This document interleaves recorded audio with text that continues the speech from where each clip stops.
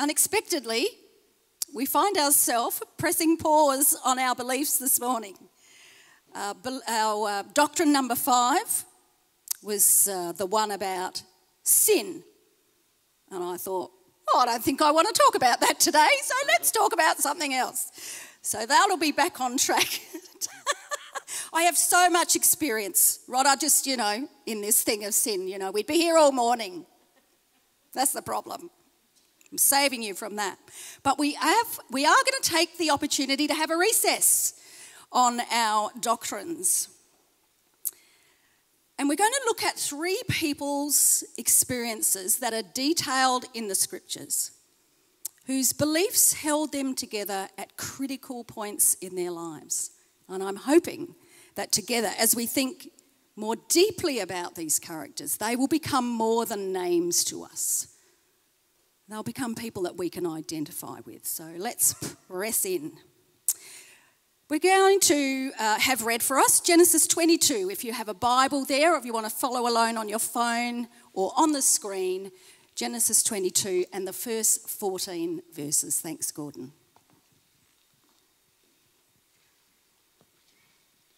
Have you ever been tested? Well, listen to these words. Sometime later, God tested Abraham and said to him, "Abraham, here I am," he replied. Then God said, "Take your son, your only son, whom you love, Isaac, and go to the region of Moriah. Sacrifice him there as a burnt offering on a mountain I will show you." Early the next morning, Abraham got up and loaded his donkey. He took with him 2 of his servants and his son Isaac. When he had cut enough wood for the burnt offering, he set out for the place God had told him about. On the 3rd day, Abraham looked up and saw the place in the distance. He said to his servants, "Stay here with the donkey while I and the boy go over there. We will worship and then we will come back to you." Abraham took the wood for the burnt offering and placed it on his son Isaac. And he himself carried the fire and the knife. As the 2 of them went together, Isaac spoke and said to his father Abraham, "Father." "Yes, my son," Abraham replied. "The fire and the wood are here," Isaac said. "But where is the lamb for the burnt offering?" Abraham answered, "God himself will provide the lamb for the burnt offering, my son." And the 2 of them went on together. When they reached the place God had told him about, Abraham built an altar there and arranged the wood on it. He bound his son Isaac and laid him on the altar, on top of the wood. And then he reached out his hand and took the knife and slay his son. But the angel of the Lord called out to him from heaven, "Abraham, Abraham." "Here I am," he replied. "Do not lay the hand on the boy." He said, "Do not do anything to him. Now I know that you fear God, because you have not withheld from me your son, your only son." Abraham looked up, and there in the thicket saw a ram caught by its horns, and went over and took the ram and sacrificed it as a burnt offering instead of his son. So Abraham called the place, "The Lord will provide." And to this day it is said, "On the mountain of the Lord it will be provided." May the Lord add a blessing to his reading. I'm sure we're going to have some interesting teaching about this story. Thank you. Thank you, Gordon. Thank you. So here we have a primitive story of a man, an elderly man, who was willing to offer up a human sacrifice to his God, with his son being the unsuspecting victim. Now, I just want to ask you a question. in what setting and how old were you if you have heard this story before? How old were you when you heard it, and in what setting? Who would like to shout that out? Sunday school. Do we hear, some of us heard this? Yeah. Yeah. We shared this story with our children when they were little. What were we thinking, is my question. What on earth? What kind of people do that? You certainly wouldn't read this as a bedtime story unless you enjoyed being up half the night with a child's nightmares. But no, we decided it would be appropriate to tell this story to small children in Sunday school. So I don't know whether you've actually thought deeply about this story, but we're going to do that a little today because it raises so many questions. Well, it does in my mind, so many questions. Here's the first one. Did Abraham tell Sarah what God had asked him to do? What do you think? No. I don't think he would have made it on that journey. I don't know. Maybe he did. I don't know. Now, did you pick up that the journey was 3 days long, right? What must that have felt like for Abraham? Just put yourself in his place. What kind of nerve-wracking hours must they have been for Abraham? What anguish, what despair, travelling with his son and a group of servants to do a task which was unimaginable. Didn't Isaac or the servants notice that something wasn't quite right with Abraham? Was he a bit off on those 3 days? A man who probably didn't sleep for 72 hours. Was he a bit unhinged? What would they have noticed? Another thing I wonder about is, why didn't Isaac physically overpower his father when it came to the binding? Right? Now, he was not a young child, because we know from verse 6 that Isaac is the one carrying the pile of wood up the mountain, and Abraham is carrying the fire and the knife. So Isaac was not a toddler. He must have been a young, strong man, because the amount of wood it would have taken. These are just very strange questions that I don't think I have answers for. But this wood, enough for a burnt sacrifice, would have been really heavy. Why didn't those things happen according to the scriptures?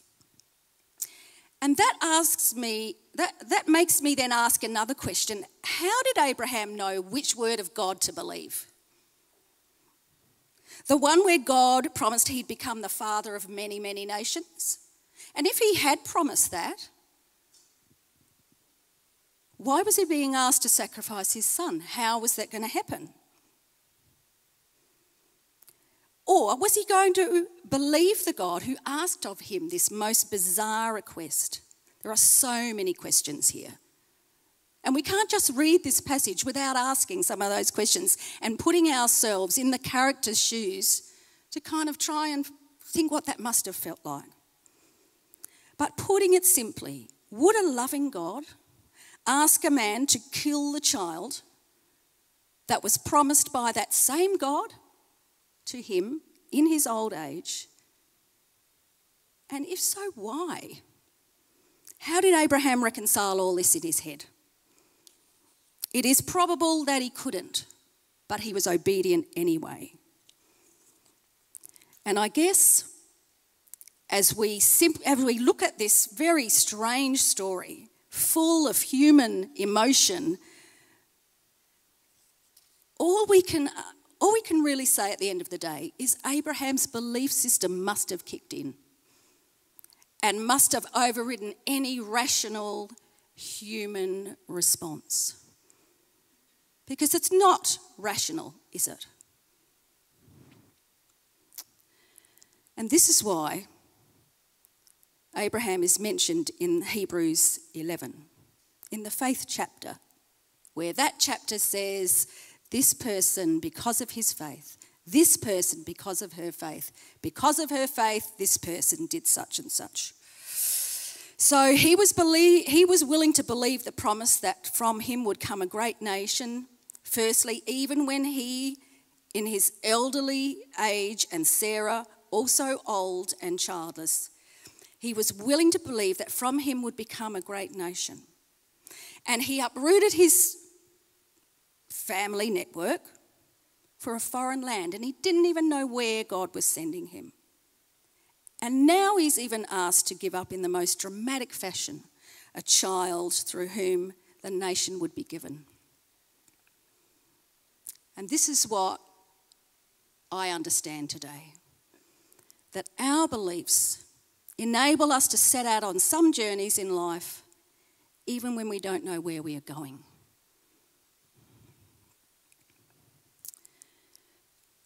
I hope that's your truth today, that your belief enables you to set out even when you don't know where you're headed.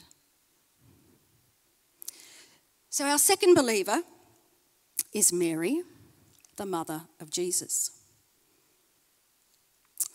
Now we know the story of the angel appearing to a young girl. We celebrate this story at Christmas time. But how often do we think of Mary as a grown woman? The only person to be present at the birth and at the death of Jesus. Who was she really? Well, she was a wife, she was a cousin, she was an aunt. She would have had multiple relationships to navigate, none more so complicated as the one she must have had with her son Jesus, her eldest son. We know that from the beginning she is recorded as saying to the angel who visited her to tell her she was going to have this very special child. We know she said, "I am the Lord's servant. Let it be with me according to your word." But how did life pan out for her really? I'm going to read a few verses from Matthew. They're not on the screen, but this is a short snippet from the Gospel of Matthew. So while Jesus was still talking to the crowd, his mother and brothers stood outside wanting to speak to him. Someone told him, "Your mother and brothers are standing outside. They want to speak to you." He replied to him, "Who is my mother? And who are my brothers?" Pointing to his disciples, he said, "Here are my mother and my brothers. For whoever does the will of my Father in heaven is my brother and sister and mother." Now Mary has turned up to where Jesus is. She must be really anxious about what she's seeing around her and what is happening in the life of her eldest son. Mary, by this point, had lost a nephew. John the Baptist had been beheaded. You can just imagine for Mary where her thoughts are going. My son might be next. My son might be next. John lost his head to the establishment. They didn't like him. So they off with his head. Another very gory story. But she turns up because she's afraid. What do you think she felt like when then those words of Jesus filter back to her? He said, "Who is my mother? Who are my brothers?" How hurtful that must have been to her. And whilst we know that she treasured all these things in her heart, She did that when the baby was young and he was a toddler. And now it was getting real difficult.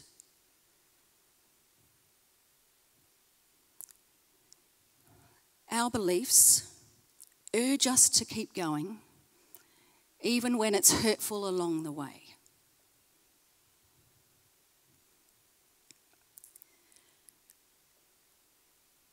Even when it's hurtful. Even when it's hurtful. Finally, our third believer. Pope Francis called her the apostle of the apostles, and her story is found in John 20, and Lachlan's going to read that for us.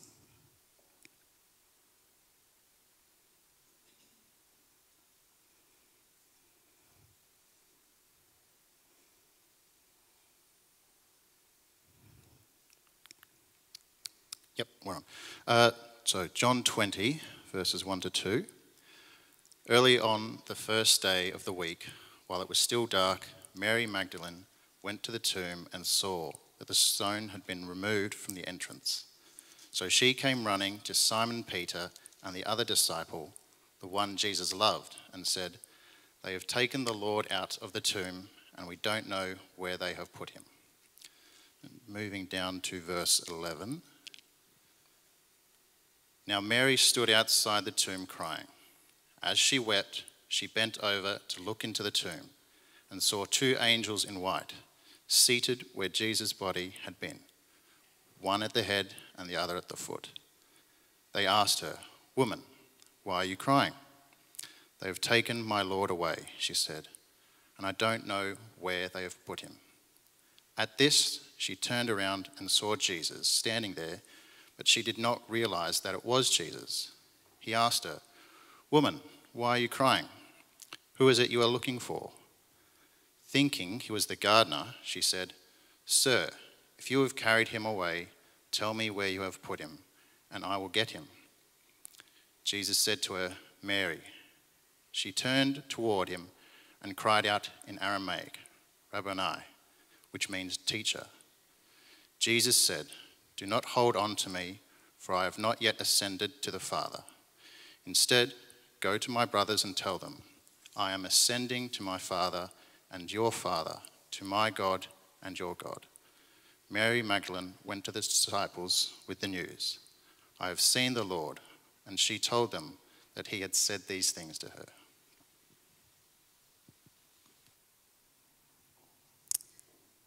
Mary Magdalene. Imagine for a moment how this Mary feels. She has travelled with Jesus for many, many months. She has a relationship with him. She loves him. And she goes to the tomb with the desire to honour Jesus in the traditional way. But the tomb is empty. And what does she do? How does she feel? Lonely, distraught, hopeless, anguished. She loved him and she believed in him. So she goes back to the disciples. They come and they look in the tomb and they see what she says is correct, and then they leave. But we find Mary in this gospel story back at the tomb. Even as distressed as she is, she comes back to that place of hurting. And she seems to be on autopilot almost, if you like. Because she is doing the things that she knows in her heart she needs to do. I just want to be where he is, even though he's not there. So is it her grief that had her going through the motions, the autopilot thing? Was it the adrenaline? Her belief that her friend, Jesus, was who he said he'd been, and that perhaps he wasn't actually dead. Perhaps he had been, but now or a mix of all three. Our beliefs remind us to hang on when life has its way with us, and when it would have us fall apart. Now, these figures from Scripture lived many ages ago. Many, many ages ago, especially the story of Abraham. And yet in their humanity, we actually can identify with these stories and with these people. Their beliefs shaped the direction of their lives. And I need to tell you today that they are life-shaping beliefs for us today too. So as we press pause, how does what we believe shape the way we live? Because beliefs mean nothing if we don't take the time to reflect on what they mean for us living in our modern world. We might just leave them up here, but what do they mean here for us? So to sum up the 4 weeks of what we've been learning in the last days, we believe in the scriptures of the Old and New Testaments and that they can help us navigate our lives today. Doctrine 1. We believe in the one true God, the God of Abraham and of Mary and of Mary. Doctrine 2. We believe that one God is present in the world through the Father, the Son and the Holy Spirit. Doctrine 3. And we believe that in the person of Jesus, the divine and the human are meshed together. That's what we've said we've believed, right? So how do we live our beliefs? Our beliefs draw us back to what we know to be true when we are tempted to look elsewhere for answers.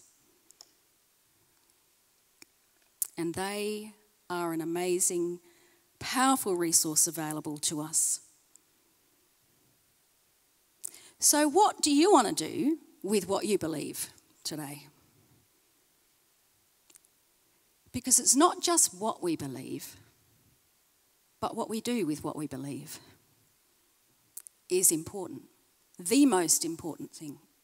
And when I'm talking about our beliefs, I'm talking about our core beliefs as Christians. I can believe that the Bombers are going to beat North Melbourne this afternoon. I can believe that with all my heart, but they're not the beliefs that I'm talking about. We are talking about today the deep truths of our Christian faith. And what are we going to do with these deep truths?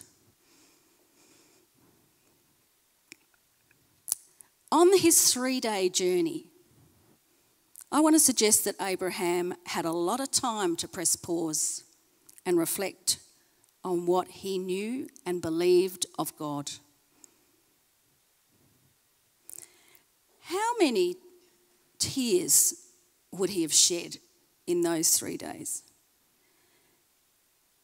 How many second thoughts? How many times did he almost turn back? I want to suggest many.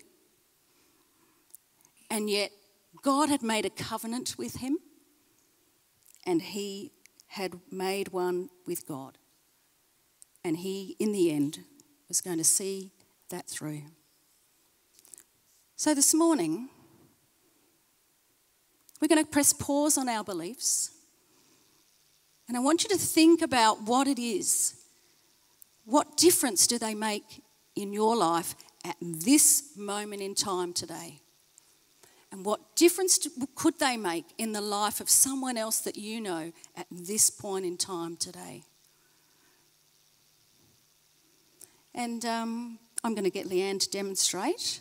We have got an altar of a fashion.